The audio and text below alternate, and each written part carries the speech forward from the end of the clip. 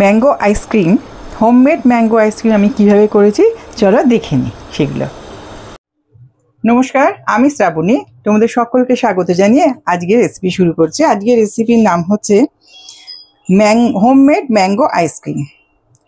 আইসক্রিমটা করতে আমার কী কী লাগবে সেটা আমি আগে দেখে নিই। এখানে নিয়েছি আমি আম, আর এখানে আছে condensed milk, homemade condensed milk, যেটার পরিমাণ হচ্ছে 1/4 কাপ। আর এখানে আছে দুধের স্বর, এটাও আছে 1/4 কাপ।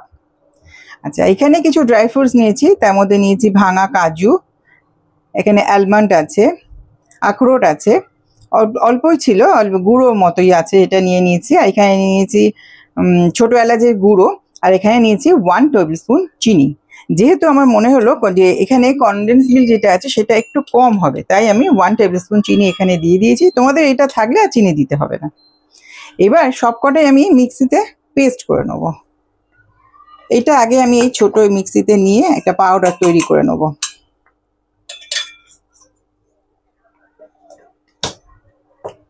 আর এর মধ্যে আমি দিয়ে দিচ্ছি আমটা,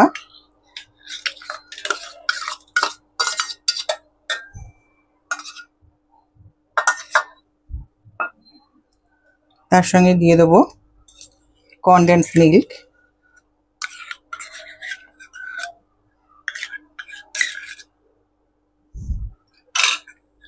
পুরোটা নিয়ে নেব।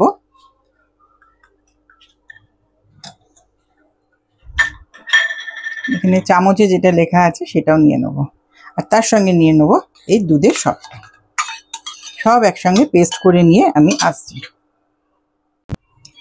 পুরো পেস্ট হয়ে গেছে।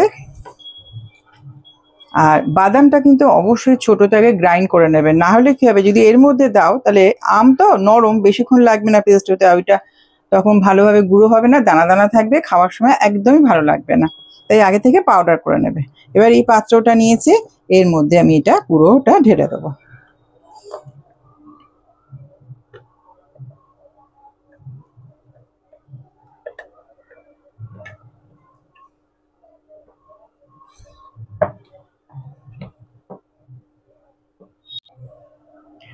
এর মধ্যে পুরো এটা নিয়ে নিয়েছি বক্সের মধ্যে। এবারে অল্প করে একটু আমের কুচি ওপর থেকে ছড়িয়ে দিচ্ছি।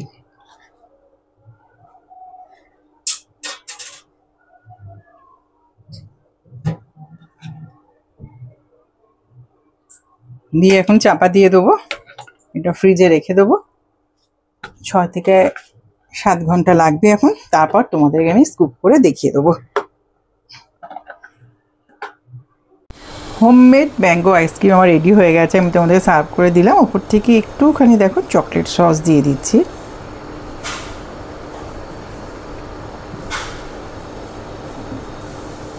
অসাধারণ টেস্ট হয়েছে, করো, আমি যেমনভাবে করেছি ঠিক ওইভাবে করো, ভীষণ ভালো লাগবে খেতে। আর আমাকে জানিও তোমাদের কেমন লাগলো, আর প্লিজ লাইক দিতে ভুলো না। Mango ice cream, homemade mango ice cream আমি কীভাবে করেছি চলো দেখে নিই সেগুলো।